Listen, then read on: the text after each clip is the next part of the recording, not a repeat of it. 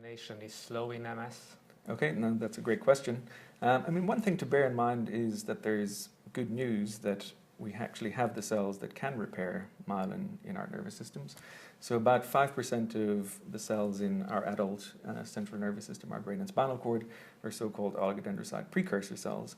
Now, these are the cells that generate myelinating oligodendrocytes when we're young and throughout life. So these cells are present and able to repair damaged myelin. So if there is damage to myelin, the oligodendrocyte precursor cell has to recognize that there's damage. It may often have to migrate to move to the site of damage. It may have to divide and multiply so that there are sufficient cells to repair the damage.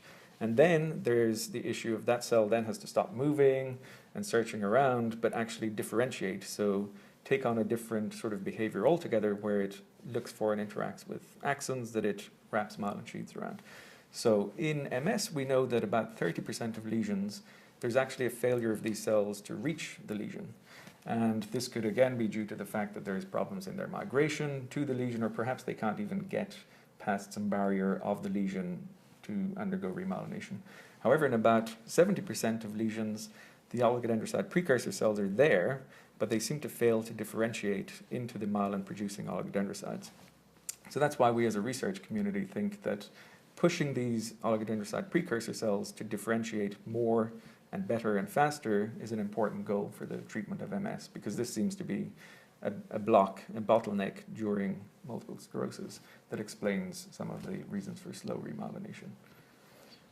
That's very interesting, and at the same time it seems to be a very complex process.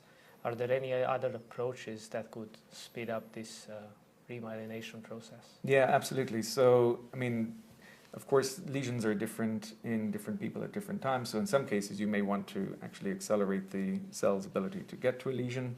Now, of course, a lesion isn't simply oligodendrocytes and axons, but there are various other cell types, like cells of the immune system, that will regulate the environment, that need to be modulated and can be modulated as well to sort of improve myelin repair. Nice.